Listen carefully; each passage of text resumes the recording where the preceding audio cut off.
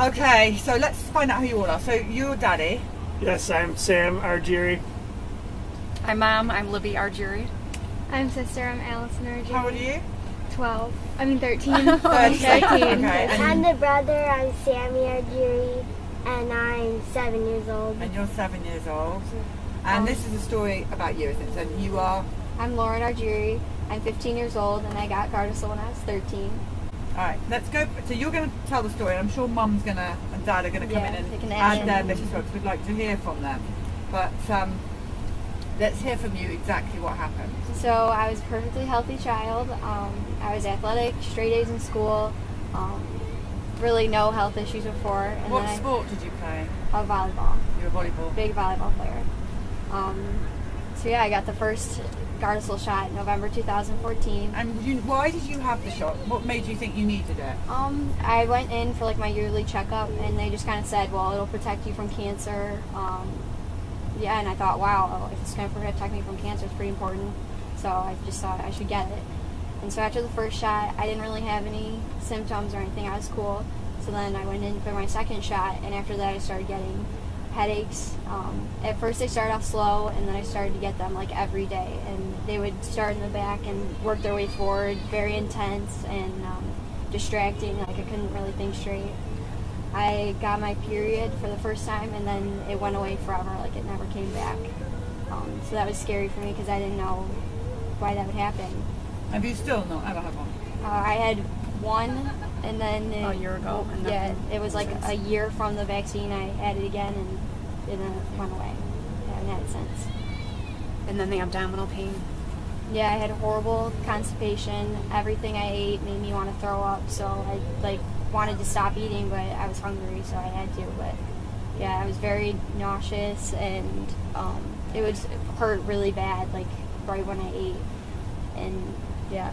We initially thought maybe she was having gallbladder issues, but we learned later that that wasn't the case. And then what happened after you had the third injection? So I want to go back to the doctor's office. This was a routine checkup when we were all at the start of the year in the fall. Everybody was busy. They had to leave work at school to get this appointment. My wife wasn't very sure about the vaccine and said she wanted more time to think about it. And then the doctor says to her, well, don't you want to protect your daughter from cancer? And as a trusted pediatrician who we loved, basically laid a guilt trip on her, and it was in and done with that appointment. It seems to be the line that they're using for every Gardasil. You know, you're a bad parent if you don't do this because your child's going to get cancer.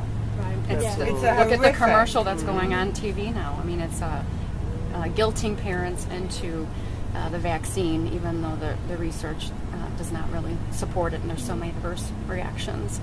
But after Lauren had the third injection, she was, my husband took her in because she was having such extreme abdominal pain and headaches. After the third? After, we had gone to 7 different doctors, gastroenterologists. Not yet though. But he took her in for the extreme headaches and abdominal pain, and while at that appointment at the pediatrician, they said, while you're here, we need to give you your third Gardasil injection. They're not supposed to vaccinate when you're sick. Right. So let's just go back over that. So at this stage you had 2 Gardasil vaccines. You're feeling really ill with bad headaches. Yeah. Your daddy takes you to the doctor to get some help for your headaches, and they give you another Gardasil. Yeah. They're just like, well, while you're here, might as well get the third. Right. All the symptoms. She was visibly sick. Immune system was compromised. I had green skin. My hair was falling out. My hair was like straw and no life, and it was just falling out. And that for me, that was depressing because like my hair is my best friend. You know, I love my hair, and it was just terrible. Having extreme muscle spasms and muscle pain. Like I couldn't play volleyball. Like I felt like I was running through jello, and my joints hurt. Like my wrists would randomly hurt, and I know I didn't do anything to them. And yeah, my muscle spasms were terrible. I was on crutches for a day one time because it just kept spazzing out. It was very painful during practice. And then that week, she received the third Gardasil injection, and then the following week she was hospitalized for a week.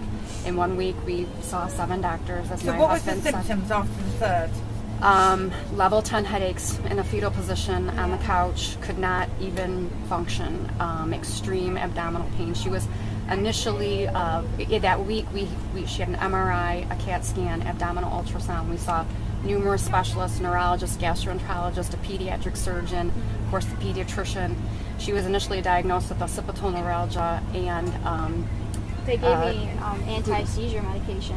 Right, anti-seizure, antidepressant for the occipital neuralgia because the NSAIDs wouldn't work and they're hard on your gut too. She was also diagnosed with gluten sensitivity, non-celiac, and every appointment that we went to, I asked every doctor, could this be related to the Gardasil vaccine, because that's the only thing that's changed in her health since that time. And every doctor said, no, there's not any link at all. And they were rude about it too. I remember one doctor after that appointment, he made me cry because I knew it was Gardasil. And he just pretty much told me, no, you're wrong. Have you had, the other girls that we've spoken to have been told by doctors that it's in their head, they're making this up? Yeah. The gastroenterologist. That's what was hard for me because I was starting to tell them, like, listen, I'm not feeling well. No one really believed me because they couldn't, like, visibly, I looked okay. Like, we could tell I was green and my hair was falling out, but, like my volleyball coach was like, what's going on with you? Like, you look fine, so you must be feeling okay. No one really believed that I was doing bad. And then the doctors on top of that didn't believe it was Gardasil and telling me it wasn't. And what about your friends? Do they believe you? My friends definitely noticed something was wrong because I wasn't talking as much. I was slurring my words, like I had brain fog. I really couldn't think straight. So I think, like, in conversation, I must have just seemed out of it. And for me, it's kind of a blur, but I remember my best friend, her mom texted my mom and was like, hey, is everything okay? And so that's interesting. So what about her friends' parents that maybe are your friends? Do they think you're crazy or do they get it? No, now after everything we've been through, we've been sharing the information, and our friends are very supportive, and if they haven't opted to get the Gardasil vaccine for their children, they're opting to not do it after everything we've been through. Lauren was eventually, through a holistic doctor, diagnosed with severe leaky gut. She had 22 food sensitivities, so from a social perspective as well, she can't eat at school. She has to bring her own food. If she goes shopping with her friends, they go out to eat at a restaurant, she has to bring her own food. Can't take any risks with gluten contamination. Gluten, dairy, and eggs seem to be the worst for her. It knocks me out for a month if I eat that stuff. It just really backs me up and I just feel sick all over again. And I always tell my friends, like, listen, this is what happened to me, and I think you should definitely research it before you get it. And I don't tell them, well, I pretty much have been telling them, don't get it because it's so horrible, but I always make sure to research. And what have the doctors said about the fact that your periods haven't come back?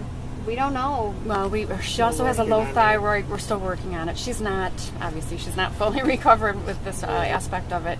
But once we're beginning to prep her body for vaccine detox, and we're hoping through detoxing the vaccine through homeopathy that her menstrual cycle will return.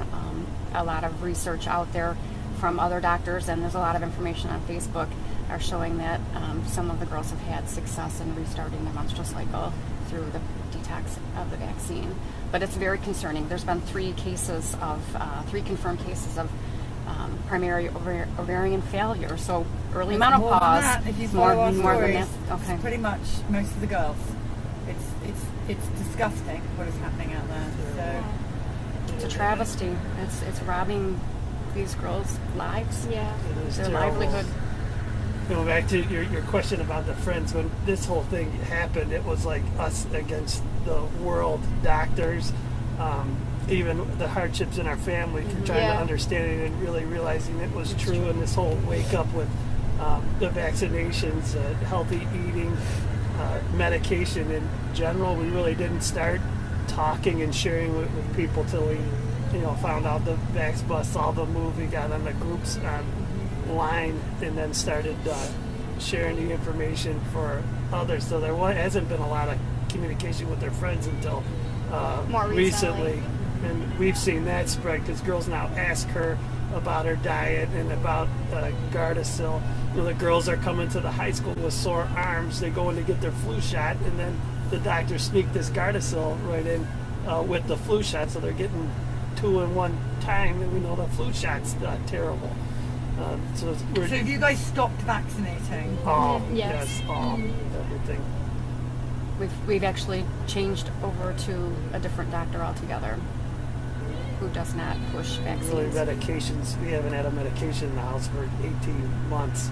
Nobody's been 6 for 8. So you guys have been lied to. How do you? I mean, you must be angry. I am very angry. I mean, I work in public education. I'm a principal. It's very difficult to see what we're doing, and mandating of shots. And the beginning of the year is the huge one where all the kids have to go, or they're going to be they're not going to be allowed to come to school. It's terrible, and nobody knows, and you don't really know until something happens to you. Even when you explain it to people, they don't believe you. My parents, even some of the old school people, they're all you got to get your shots. You got to get your shots, and we're trying to spread it as much as possible until brainwashing. And you must agree, having gone through what you've gone through, there is no school. If they mandated in the schools, there's no school worth this. No, I would never wish this We on anyone. agree. We will not be going to school. We will not get another shot, period. Right. We've talked about that. I mean, if mandatory vaccines come to the state or this country, we'll be If I have to looking at get them other to work, I will options. find another So job. you're a principal of a I'm a principal at elementary school now. Yeah, and I've been in administration almost 19 years. But we may need you to set up the unvaxxed or the clean vax for school. I would love to. I would Yeah, love with a to, clean yeah. menu too, clean food. Well, and Clean that's food, another clean thing. everything. Clean Yeah, food. We the love listening to food. Dell because he yells, "I want clean food. I want clean water." We want such rights for our kids. So Reduce toxins, I'm trying to work on Dell. Yeah. Just giving up gluten would be good. yeah, we'll talk to Dell for you on that Yes, one. if you wouldn't mind. Thank you. Trim the- But back to your point, though. I mean, if, we are angry about it, and it's heartbreaking. And there are times when you feel, as a parent, you're going through this, trying to help your child. You feel hopeless and helpless at the same time, and trying to keep the hope that she recovers. But it's Painful for you, it's Mama. painful. Yeah, Still painful. spent hours and hours, and as anyone who's been through this knows, that vaccine injury recovery is not really covered by health insurance either. So trying to raise your family and trying to meet your medical expenses and feed the family the right food to heal, and it's tough. It's really tough. And it's tough to see your daughter in pain. It's very difficult to see your child's daughter suffering, for sure. So what are you going to say when they say you need to have a vaccine? No, I'm not going to get it. No, good boy.